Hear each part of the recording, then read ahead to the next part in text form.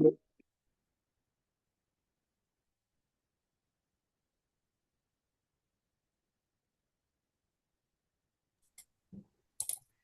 everyone. Welcome to NDARC's final weekly webinar of the year. I'm Michaela Kowalski, a postdoctoral research fellow here at NDARC, and it's my pleasure to be hosting today's webinar. I would like to acknowledge the Bidjigal as the traditional custodians of the lands from which I'm joining this webinar, and acknowledge the traditional owners of country throughout the land, noting that our speakers and audience are joining from many different locations across Australia. We pay our respects to the elders past and present and honour the enduring connection of Aboriginal and Torres Strait Islander peoples to country. In today's webinar, our panel are going to be discussing alcohol use and violence against women. I want to acknowledge that it was International Day for the Elimination of Violence Against Women on Tuesday this week and direct you to the chat where we've listed support services that are immediately available. Now, it's my great pleasure to introduce today's speaker, Professor Don Weatherburn. Don is a professor here at the National Drug and Alcohol Research Centre and was formerly Executive Director of the New South Wales Bureau of Crime Statistics and Research. Prior to that appointment, Professor Weatherburn was Foundation Research Director at the Judicial Commission of New South Wales. He has published on a wide range of topics, including sentencing, criminal justice administration, crime prevention, drug law enforcement, harm reduction, and program evaluation. We'll also have the opportunity to hear from Professor Kathy Humphries as a panelist. Kathy is an honorary professor of social work at the University of Melbourne and a chief investigator on the ARC Centre of Excellence for the Elimination of Violence Against Women program. Her research focuses on the intersection of domestic violence with alcohol and other drugs, mental health, and the specific issues for children and young people. Kathy has also worked as a social worker for 15 years, a background that highlights her interest and connection to research and knowledge building to inform practice and policy in response to domestic violence. Both Don and Kathy will take questions from the audience after Don's presentation. Please use the Q&A function to pose your questions for the panel. We encourage sensitive, respectful comments. The Q&A function will be moderated and helpline information is available in the chat for further support. I will put as many questions as possible to the speakers at the end of the presentation. And now, Don, I'm handing it over to you. Thank you very much. I just want to begin by acknowledging my co-investigators in this study, Sarah Rahman and Joanna Wang. It's very much a team effort to put this study together. A bit of background, first of all. Many of you will know that upwards of 190,000 women, around 2% of those aged over 18, are physically assaulted each year in Australia. Nearly 80% of these assaults are committed by men who are known to the victim. And about half the women who report being assaulted say that alcohol or drugs contributed to the assault. Problem is that most of the research on alcohol-related violence is focused on alcohol use by the offender rather than by the victim. Why ask or why focus on alcohol use by the victim? Well, these are really important questions, and I really want to emphasize the answer here. Not because alcohol consumption by the victim provides an excuse for violence against women. There are no excuses. Not because what women say or do when they're affected by alcohol provides any justification for violence against them. It certainly doesn't. Partly because if we want to understand violence against women, we need to study both victim and offender, and partly because heavy drinking may actually be a response to violence rather than a cause of violence, and partly because past studies have resulted in contradictory findings, and I've listed some of the contradictory studies there. So just moving along now, if I can get this to work. Hang on. A small number of studies have found an association between alcohol use by women and risk of experiencing violence, and I've listed some of the studies there. Most of these studies, though, are cross-sectional, by which I mean that they are conducted at a particular point in time, and they're vulnerable to omitted variable bias or endogeneity. By omitted variable bias, I mean what psychologists, for example, would call confounding. By endogeneity, I mean that the causal flow may be from victimization to drinking rather than from drinking to violent victimization. So in the current study, we tried to improve on past research by using a large nationally representative longitudinal sample, a fixed effect panel design, which I'll explain more later, a 22-year follow-up period, and a measure of alcohol use geared to intoxication rather than risky drinking. And by risky drinking, I mean the National Health and Medical Research Council guidelines.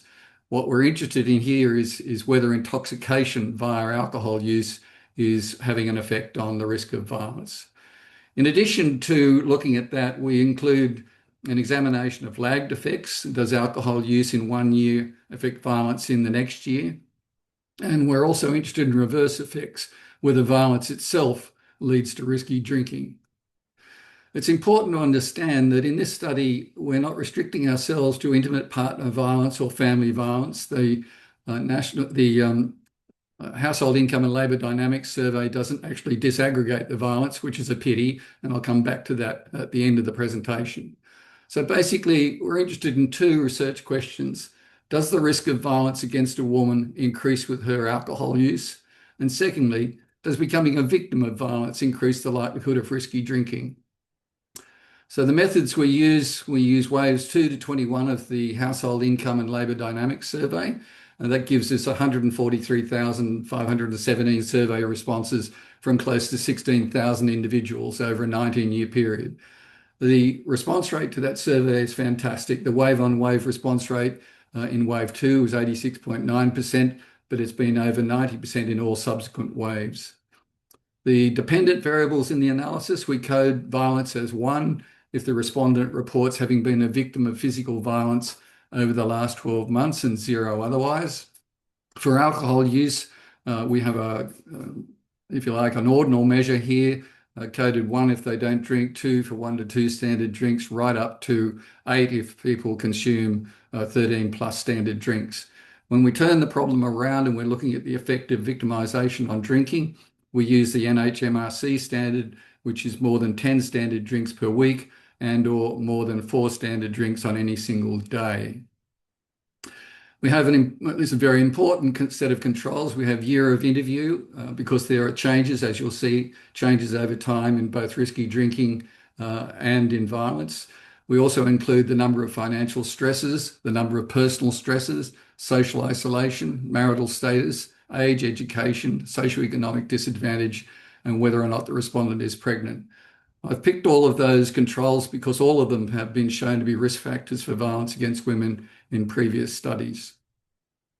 So a bit more detail about the financial stress, social stress, and social isolation. The financial stress measure we use is a composite of responses to a whole series of questions. For example, whether the respondent could pay bills on time, whether they were unable to pay the mortgage or rent on time, whether they were pawned or sold something to raise cash or went without meals, or unable to heat a home or ask for financial help from family.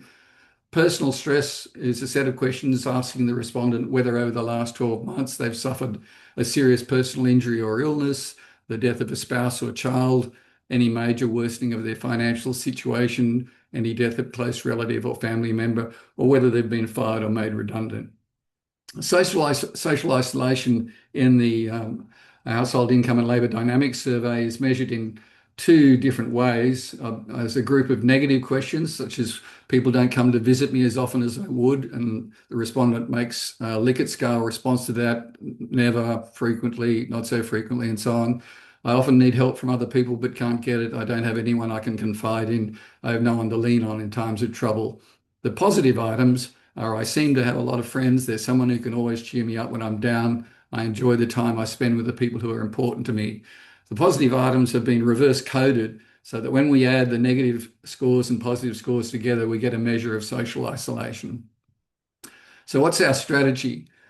Well, when we start to have a look at the effect of alcohol consumption on assault risk, we begin by running a GEE logistic regression on pooled data to confirm the results of past cross-section studies. So we're just putting all the data together, ignoring the fact that it's been taken at different points in different years. And the GEE bit, don't worry about that. It's just to deal with the fact that it's the same person being interviewed repeatedly each year. So we have to deal with the correlation among responses. The second step is to run a lagged effects logistic regression to see if there's any effect of drink amount in 1 year on violence in the subsequent year. And the last analysis is a fixed effect logistic regression to see if there's a within subject relationship between drink amount and violence. And I'll say a bit more about the fixed effect and why that's important in a minute. When we turn to having a look at the effect of assault on risky alcohol use, we're going to use the same controls, but as I said earlier, we're going to be using risky alcohol use as the dependent variable, and risky alcohol use in the National Health and Medical Research Council guideline is more than 10 standard drinks per week and or more than 4 standard drinks on a single day. Okay, so what's a fixed effect panel study? This is important because we restrict ourselves in doing the analysis to variation between alcohol and violence within a given respondent rather than between respondents. In other words, this means that each person is serving as their own control. So we're not mixing up people who may differ in a whole range of ways other than just in terms of drinking. We're just looking at a single person and the correlation over the years that they have followed up between their drinking and their experience of violence. It also means, as a consequence, that we're effectively controlling for all time constant differences between people, even if they're not included explicitly in the analysis. We still need to control for all time varying influences on violence, financial stress, personal stress and pregnancy, for example, but we also include a control for year to capture any general trends in violence or alcohol use. So let's just have a quick look at the data we're talking about. So on the left-hand side there, what you're looking at is the percentage of women in the Household Income and Labour Dynamics Survey who've reported having been assaulted in the previous 12 months. And you can see it started at about 2% in 2002, made its way slowly down, and then jumped up again in 2017, 2019, and has dropped back a bit after that. That estimate, by the way, is consistent with the Australian Bureau of Statistics estimate from the Personal Safety Survey. On the right-hand side, you've got the percentage of women engaging in risky drinking over that same time period. And you can see that it rose from 2002 up to around 2006-07, and then started to decline. Then it was leveled off, if you like, but it's jumped up a little bit in 2020-21. The point of showing you this is to emphasise that we do need to control for year because there are changes in the risk of assault and the proportion of women engaging in risky drinking over this time period. Now, what you're looking at here is just the numbers of cases for each of the values in each of the variables we're looking at. The yellow is just there to illustrate the fact that we've got lots of observations for every variable value in the study. It's not the case that we've got any variable values that are very rare where there's only 10 or 20 cases. So you can see they're well represented, and that's a consequence of the large sample we've got. Just jumping across to the other side, it's obviously an issue if we've got lots of missing data. Well, in percentage terms, we don't. We've got very little missing data. It's true that drink amount, there are 1,900 missing cases, but that represented only 1.34% of the total sample that we're dealing with. Okay, so let's get to the results, beginning with the issue of alcohol and its effect on violence against women. Remember that we're going to look at 3 separate sets of analyses. The first is just a cross-sectional analysis, mimicking what's been done in the past. The second is a lagged analysis to see whether alcohol use or alcohol consumption in one year has an effect on violence in the next. And the third is the analysis we really care about, which is the fixed effect modelling. So I'll go through that. In what follows, the tables are too big to show in one slide, so I'm going to show you the top part of the table and then the bottom part of the table. Okay. Now, looking at the yellow highlighted section there, some of you may be unfamiliar with an odds ratio. You don't need to worry about the details. All you need to know is that if the odds ratio is greater than 1, then the person with that characteristic is more at risk of experiencing violence. And if it's less than 1, then they're less at risk of experiencing violence. So, for example, if you look at 25 to 54-year-olds, you can see the odds ratio is less than 1. That means that they are less likely to experience violence than the reference category, which is 15 to 24-year-olds.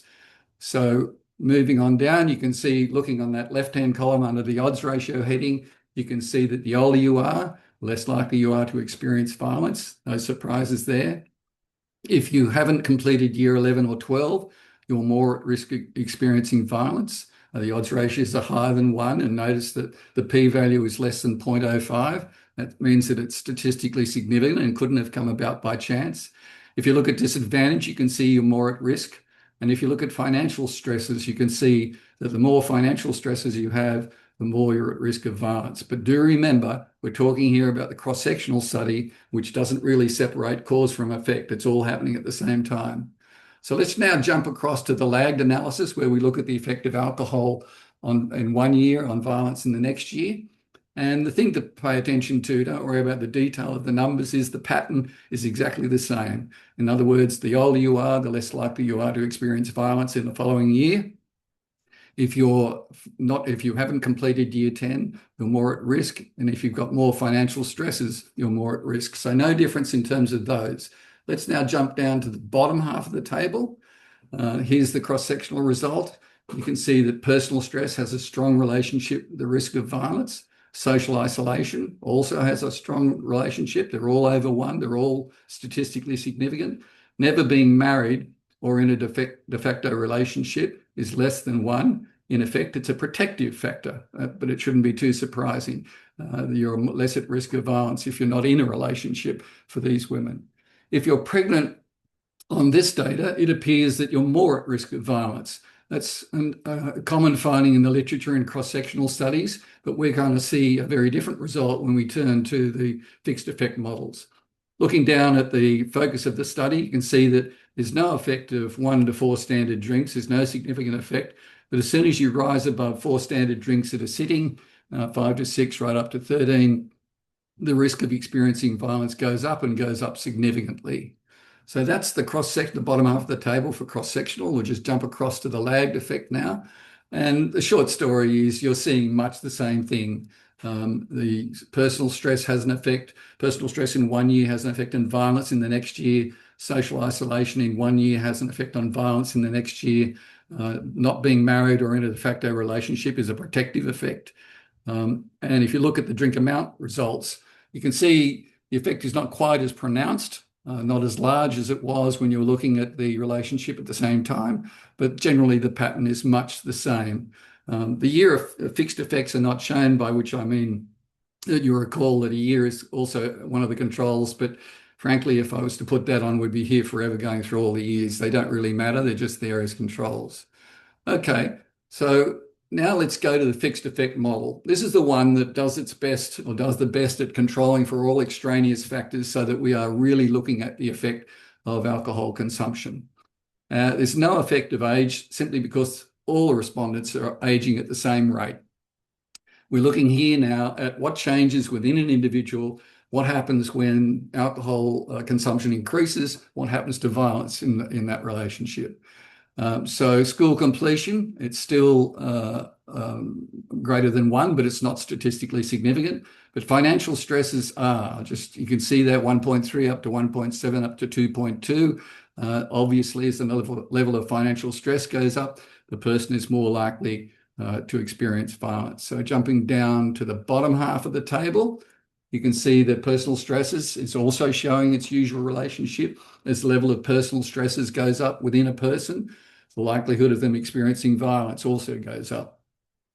Looking at social isolation, you can see the odds ratios are all significant and all greater than 1. So the more a person feels isolated, the more likely they are to experience violence in that year.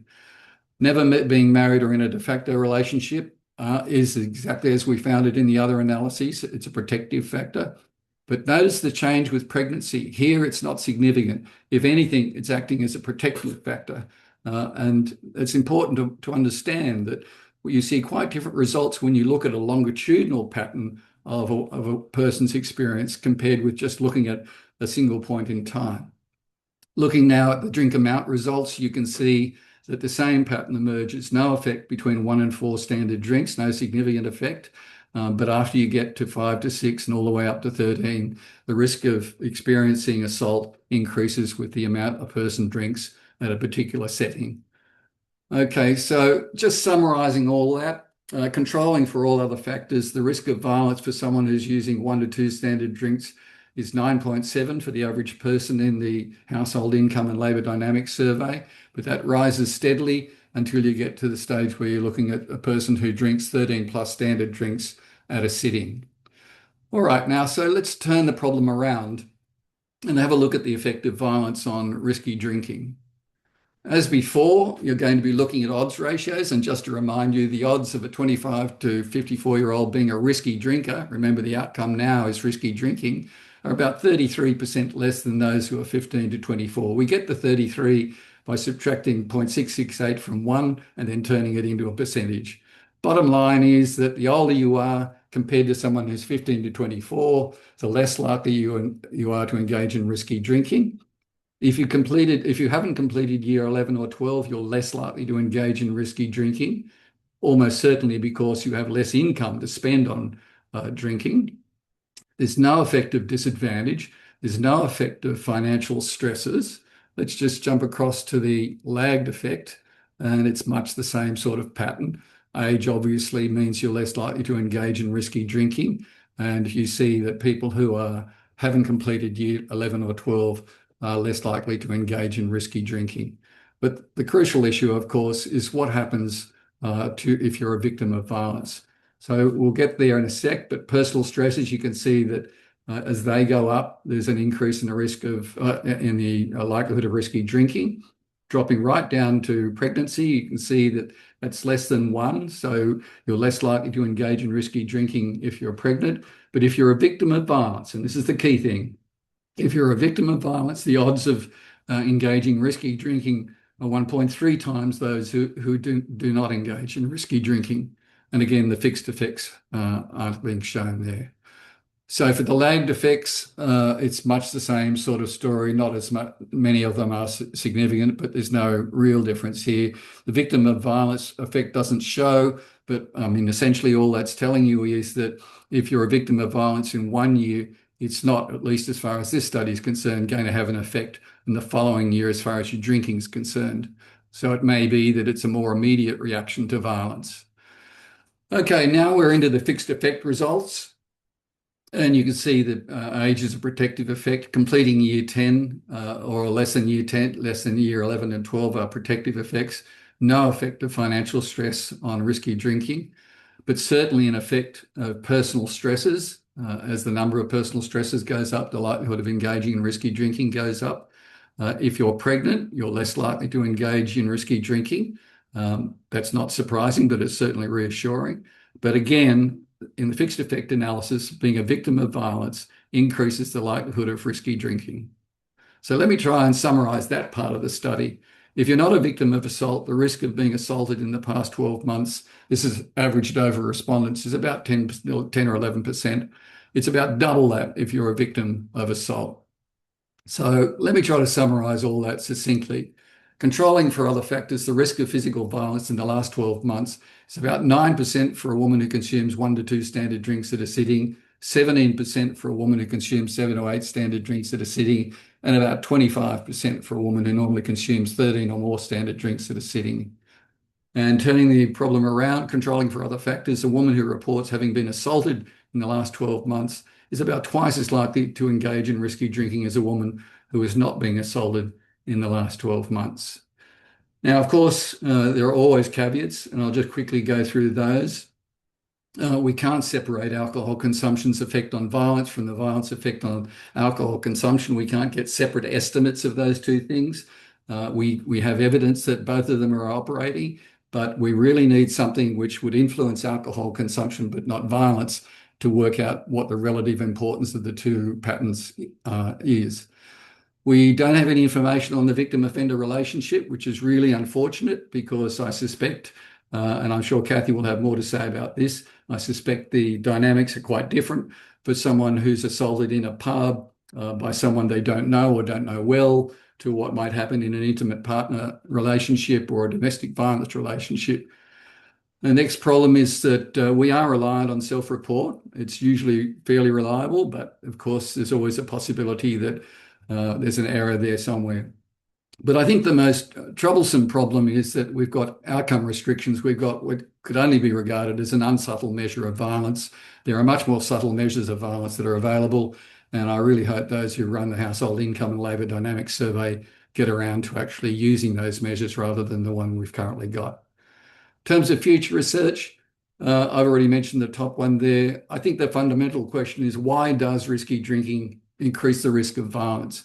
Is it because in some subcategories of violence against women there are joint drinking sessions? Is it because there's more vulnerability to attack if you're intoxicated?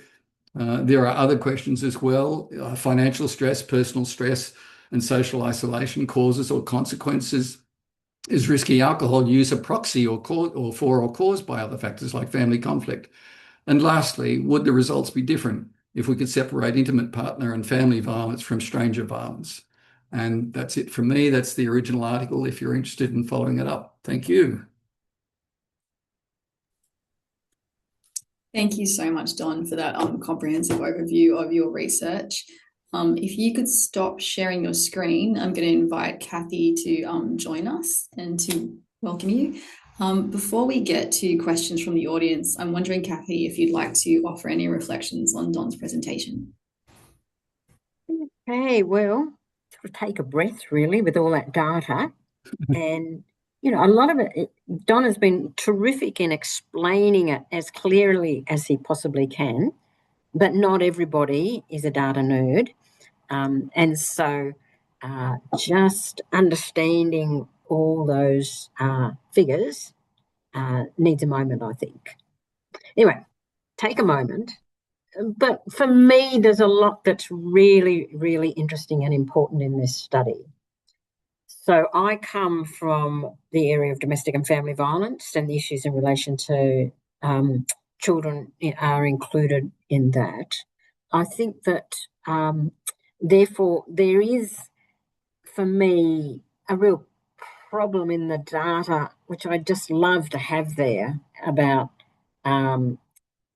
whether things are intimate partner violence, family violence, or stranger violence. So I'll be speaking and just wanted to speak a bit about the work we've been doing in relation to the domestic violence issues, but I know that that's missing a bit of a lot of the framing from Don. I mean, I think it's fantastic to have that secondary analysis of the HILDA data. It's such a rich and important database. So great to have that there. Great to see, just even see how that database can be used is a wonderful thing. I guess for me, a clear message is that we have shied away from talking about women's drinking in the context of violence and domestic and family violence. It seemed to be too risky, I think, for researchers to get into that area because of the fears of stigmatizing the victim of violence. And to say it gets very easily into victim blaming. And so I think that we've been really focused on, mainly men who are predominantly the persons, the perpetrators of violence. It's been easier to focus there to try and understand more about their drinking and relationship to the violence rather than looking at women's drinking. Now, it seems to me that the message here, just loud and clear, and the conceptualization that's so important, is that we have to understand the assaults that women experience. So we are talking physical assault here, not the overall coercive control. But to understand their experiences of physical violence in the context of, when we're looking at domestic and family violence, in the context of domestic and family violence. And that's the problem with the service system. So as someone who's interested in, well, what does this mean for practice? The issue that it means for practice is if you just stick in your own train tracks and go, well, she's got a problem about drinking or she's got a problem about violence, you don't see the intersection and understand how, what the context is for her drinking. And that's the bit that's so important about this data that you've been putting forward. Because women have been telling us for years that they have been using alcohol or other drugs to anaesthetise the impact and the effects of violence. So they've been telling us that for years and years.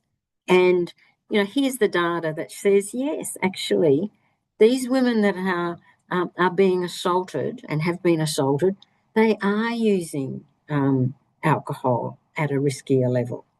And that there's a relationship there that you've really unpacked that's really important. And so I think that says something about how important it is that the service system, instead of fragmenting the experiences of violence from the experience of drug and alcohol, need to look at how is her drinking being used in this context. Like, how do we understand, particularly in the domestic violence context, how is the person using violence, how does it cause or contribute to her alcohol drinking, which is what you were saying in this data, that in fact it is being used, and women would tell us from the qualitative work that it's used to anaesthetise and cope with the violence that they're experiencing. But also, how does he exacerbate her use? Are there drinking sessions? Because you raise that there could be drinking sessions, and that it isn't about her drinking that's the risk, but about drinking with him who's the risk. How is it used to weaponized against her? So in the big helpline data from the US, 3,000 women said that, that in 38% of cases, I think, of those where there was alcohol use, that it was used and weaponized against them as threats. And that closes down her help seeking to say, if you report me for my violence, I'll report you to the authorities for your drinking. And, because we've got a very rough and ready system around this, they tend to concentrate on her drinking rather than his violence. So I think there's a whole lot of different issues here about the context in which we need to work with and understand in the service system, bringing these issues together so that we don't separate them out and therefore miss how the assaults are being used as part of the tactics of violence and abuse. So I'll just leave it there, Michaela, and see what people want to say, ask about, respond to.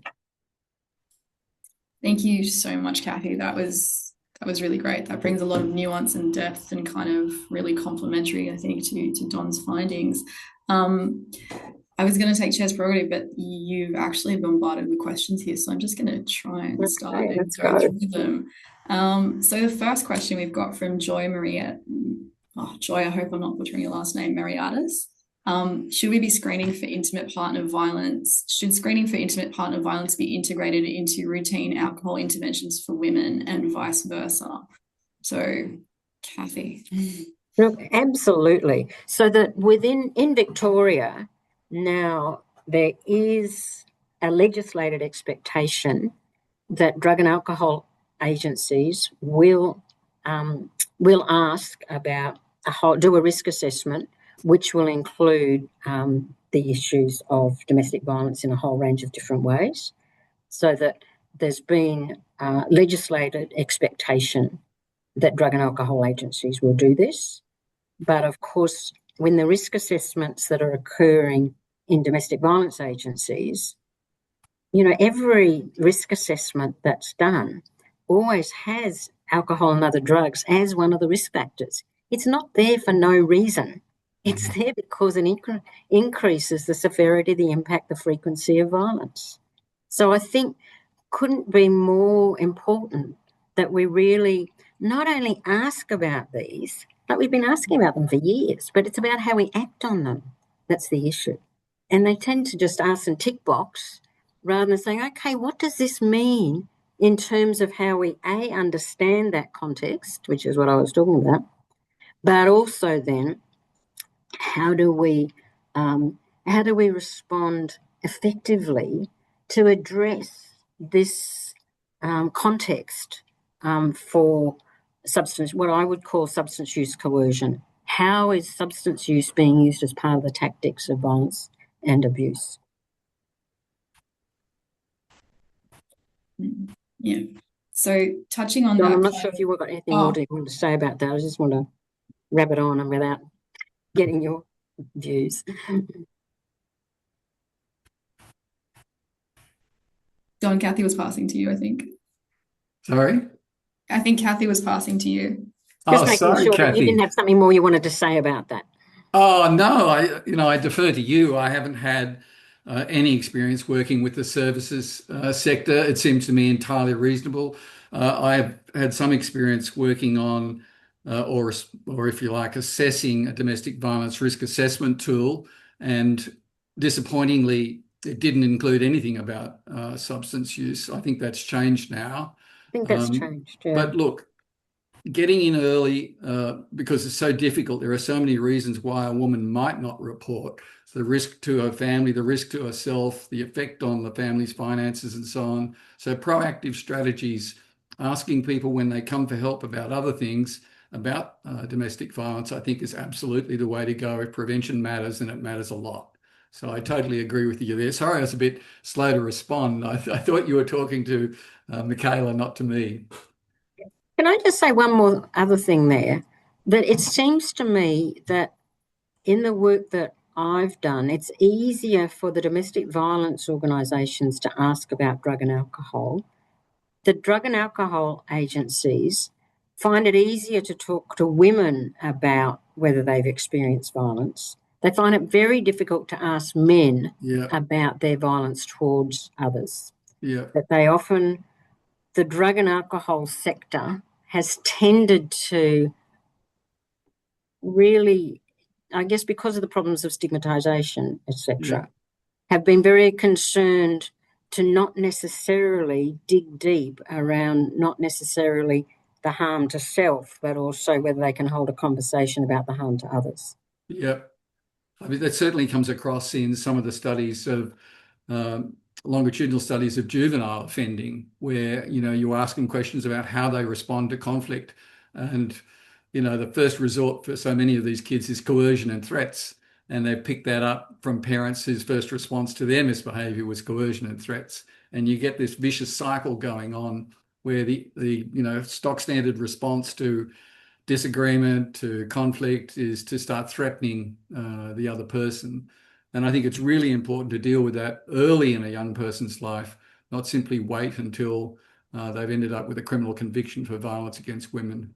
That sort of learning process is hugely important. So I'm just going to pick up on kind of this issue that you both raised about kind of the other side of this, because we've got a few questions that are asking both about men being victims of violence, but also about the need for research to be done on men or women's consumption and violence perpetration. So throwing that out there. After you first, Kathy. Look, it's always an issue. It does seem as though there may be, this is an area where that you may have more women using force, what I would call women using force, because overall we talk about women who use force rather than women who are domestic violence perpetrators, because the impact, the circumstances, the context for their use of violence and abuse is often very different. They're often much more victimised against than perpetrating. So I think language can be quite important here. It's also the biggest source of misidentification. And so this is where understanding context, digging deep to find out whether it's about self-defense, the context of and the history in relation to the use of violence in relation to violence and abuse in relation to drug and alcohol is terribly important, because when police come to an incident, they are often misidentification, where they're often misidentifying where you've got the woman who has been drinking. And, perpetrators use that. As soon as she's drinking, and if there's any suggestion of abuse, or even if he's the perpetrator but she's been drinking, he'll point to her. There's a lot of fabrication and weaponization in this space, because this is the area where you have the biggest issues of misidentification. It's not to say and deny that there's a larger group of women who are using force in this space than where there's no drinking or use of substances, but that's also that there's misidentification here, and it's where we need a nuanced understanding, not just from police, but from within the sector, and particularly within child protection. Okay. Dawn and Kathy, I'm just going to let you know there's a whole bunch of questions here that are methodological, that are getting to questions of was this included, was this not? So I'm going to try and pose them to you and just get answers really quickly. Over to you, Dawn, because on this one. Okay. because there are also media things to get into. But there's a question about whether it was only the recent 12 months experience or also ever lifetime experience in the questions that were analysed. So there's no lifetime experience in the HILDA survey. It's only in the last year. So it's previous certainly a 12 months? limitation. Okay. Was there any measure of gambling problems that could be included in the model? Sorry, I missed your question, sorry. Was there any measure of gambling problems that could be included in the model? Well, it's an interesting question. I've been looking separately at the effects of gambling on violence and violence on gambling. I haven't yet managed to combine the two studies together, but certainly there's an association between male gambling and male violence, but there is, whether it's causal or just an association driven by other factors, I don't know at this stage. Okay. There's a question about whether the relationship de facto status, whether it considers same-sex relationships as well. Well, we know from other studies that violence in gay relationships is a problem. It's not confined to heterosexual relationships. The real difficulty from a research standpoint is that there are not many surveys involving large numbers of people where that question is asked. So it's very difficult to do research on that topic. I'm not saying it's impossible. It would be possible to run a survey, but it would be expensive. But the actual measure you used about relationship status, de facto status, would that include same-sex relationships as well? No, sorry, I misunderstood your question. No, it was strictly a case of assaults by males on females. I don't know the nature of the relationship that prevailed at the time of the assault. I mean, I don't know whether or not they knew the partner or didn't know knew the victim or didn't know the victim. This, as I said, is one of the limitations of the study. What else do we have that's about this? Was the alcohol use variable in the last 12 months just an alcohol use, or was it kind of a modified audit? So it wasn't a modified audit. It was in the last 12 months. I know in a typical drinking session is the question. In a typical drinking session, would you, and then the question was drink 1 to 2, 3 to 4, 4 to 5. So the analysis was presented exactly as it appears in the survey. It didn't ask you, did you ever, or did you last week? It was just when you have a drink, or when you sit down to have a drink, do you drink this many at a particular sitting, and so on. Okay. I have 2 more of these so far. One is, did you look at people from migrant and refugee backgrounds, so country of birth or language other than English spoken at home? I did initially have a look to see whether that made any difference, and it didn't when all the other factors are included in the model. So quite a number of factors that would otherwise be seen as important dropped out when I included financial stress, social isolation, and so on. Final one, this which is a bit more still done, like it's not just this study. Sorry, you're dropping out. Oh, sorry, Don, can you hear me okay? Yeah, I can now. Okay, so this one is very much a stats question for you, Don. So do we know why in the cross-sectional studies you see an association with increased risk of violence and pregnancy, but it gets filtered out in the longitudinal study in the fixed effects? Well, the simple but uninformative answer is that there's some factor not adequately controlled in the cross-sectional studies, which is responsible for generating the association. Do I know what that factor is? No, I don't. It'll be a good thing to know, but I can't even begin to formulate hypotheses about what that factor might be. But if I had to put my trust in something, it would be far more in the fixed effect analysis where you're looking within an individual than pooling everybody and controlling for only a subset of the potential factors that are responsible. So I welcome any advice someone's got on why that association might exist in the cross-sectional studies. Could it be that like in a cross-sectional, you don't get to look within an individual, so you'll see that possibly somebody who is pregnant is also in a abusive relationship, so there'll be that incidence of violence, but actually when you look at their life history, most of the violence occurs when they're not pregnant? Is that kind of what's going on? Well, I mean, just trying to think about the possibilities, and I welcome any help from Kathy here if she's got some help to offer, but it's possible that the people who report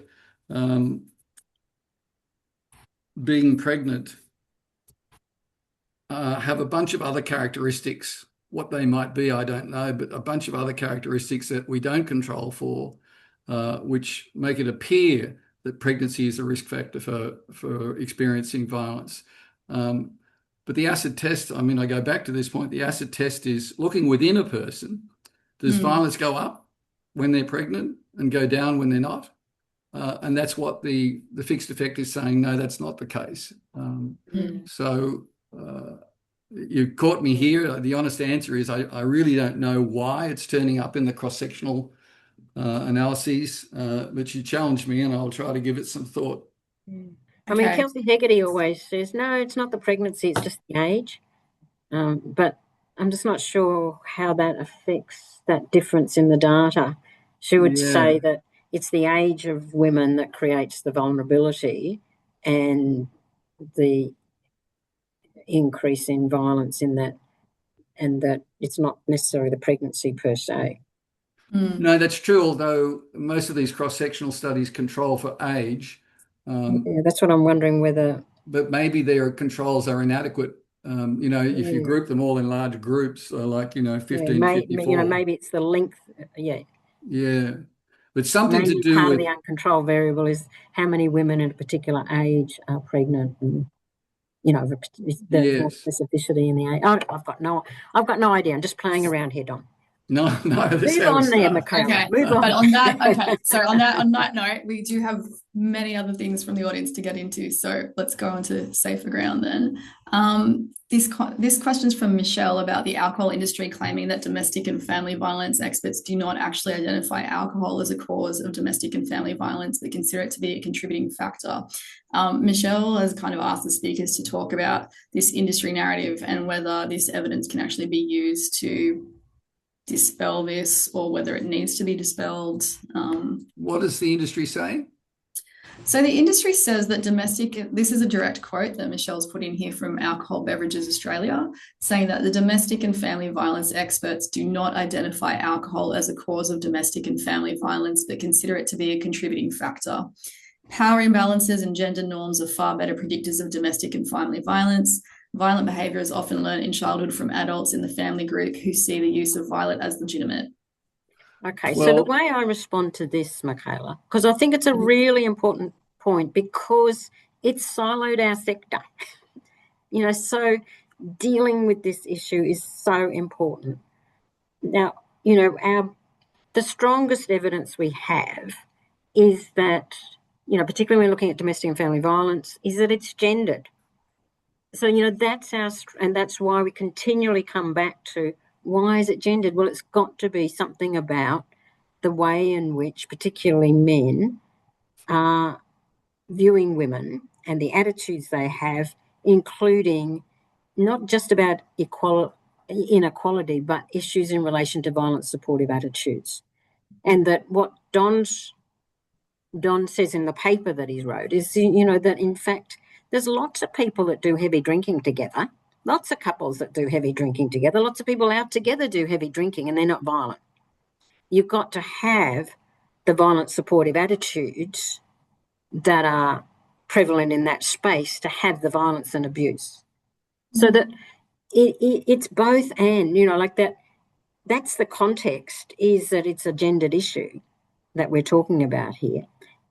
But the other issue, which is why we say it's a driver, is that we've got 30, not to mention 40 years of research saying the same bloody thing, which is that every in different ways, and Don's is one, a different way again, is saying that where you've got substance use occurring in the context of domestic violence, that in fact the violence is more severe, is more frequent, and the impact is greater.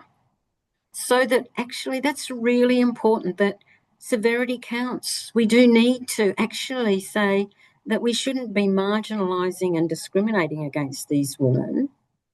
We need to actually have them embraced within the service system and understood in relation to where, where the substance, how the substance use, how the alcohol occurs in a particular context, and how it's being used as part of the person using violence, tactics of violence and abuse. It's part of coercive control. It's a core issue.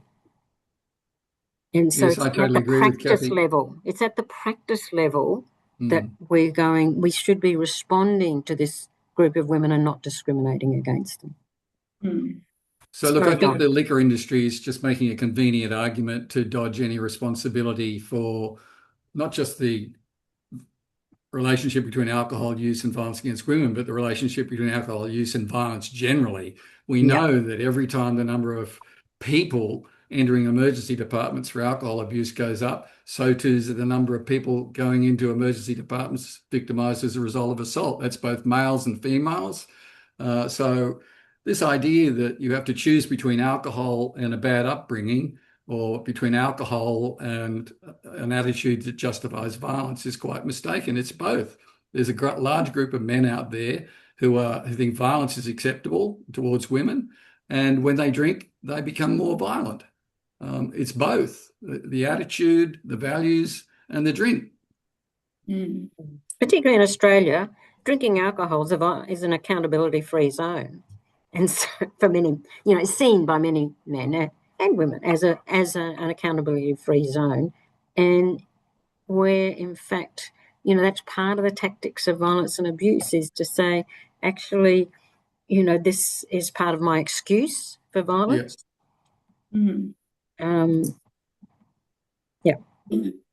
going to pick up on something that was part of this question, but it's been put here by the audience and a few people when they're wondering if when you're picking up on women's drinking, are you actually picking up on joint drinking, particularly when you find that relationship between heavy drinks, like heavy drink sessions, and the risk of victimization, about whether this might actually be a measure of them drinking with the perpetrator or drinking around others, and kind of to be understood as an exposure to others drinking. I think that's a real possibility. Certainly it was one of the first things I thought of, that there are drinking sessions, and in those drinking sessions, it may just be it would be a drinking session in which both are at risk of becoming violent or be experiencing violence. Obviously, for the woman, more at risk of experiencing severe violence. But drinking sessions is certainly one explanation. Vulnerability is another. Taking, for example, the non-domestic violence setting, a woman intoxicated walking up the street, and some male decides that she won't fight back and just gratuitously assaults her. I don't know. I mean, this is why I think Kathy's so right about finding the context. In what way, how do these things play out? Especially situations where you're not talking about intimate partner violence. How's the process begin and escalate? That's what I think we need to know more about.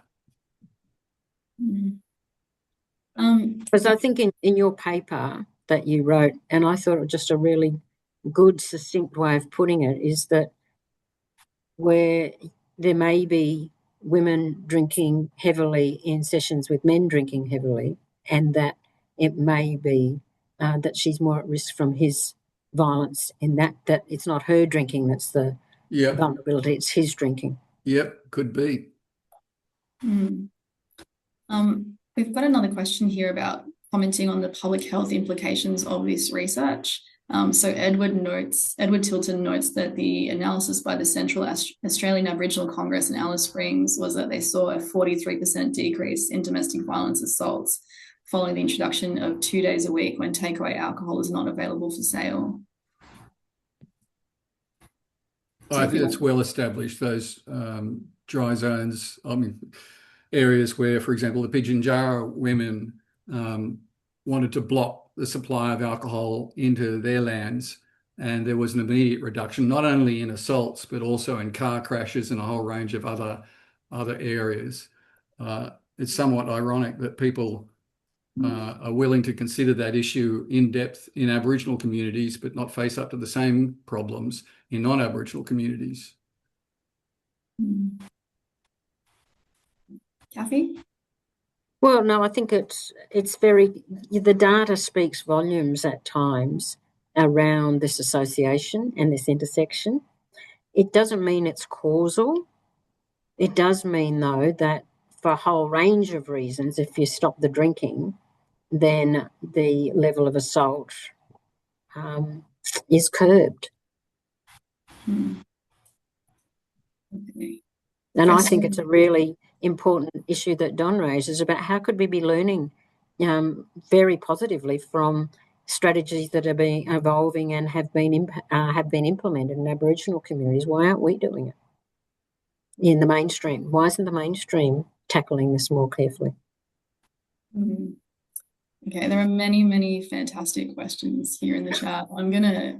2 minutes left. I know, there's no time. I'm going to give you very little time to answer this amazing question, also from Joy Marianis, about the areas that require the most urgent research funding to understand this complex bidirectional relationship. Well, from my standpoint, I'd take up Kathy's challenge. Let's do some mixed method research and try to get a better understanding of the context. Firstly, disaggregate, separate at least stranger violence from domestic or intimate partner violence. And secondly, try to understand better the context in which this violence is occurring. That would be my primary concern. Okay. For me, I guess I'm really interested in the practice and policy context, that in fact there's 1,000 flowers blooming at the moment around both the drug and alcohol sector and the domestic violence sector, looking actively at this intersection. We need to understand what is it that frontline workers need to be able to undertake this work, and at a policy level, what needs to shift to be able to ensure that any of the practice developments in this area are sustained. Because at the moment, the biggest siloing occurs at the level of policy, where there's one ministry that looks after alcohol and another ministry that looks after domestic violence, and ne'er the twain shall meet there, which means we never get any sustained funding in this space to do what's required to make a difference, which is look at how you bring these sectors together. Okay, I'm going to have to end it there, and thank you so, so much for this interesting and informative discussion. It's been really fantastic. Very quickly, Don, there are some plugs for data sets that people want you to use and consider in future research. There's a lot of interest in unpacking that relationship about what's going on with pregnancy, but that's going to have to happen in future times. For now, I wanted to thank everybody for joining us and engaging in this discussion. I want to let everyone to know that we're signing off for the rest of the year, and we'll be back in February of next year. In the meantime, please sign up for our newsletter to stay up to date with all things NDARC. You can also watch any of the previous webinars on YouTube or the NDARC website. I want to wish everyone a good afternoon and a fun and safe holiday season and summer break, and we will see you all in February. Thank you so much. Thanks, Michaela, and thank you so much, Kathy.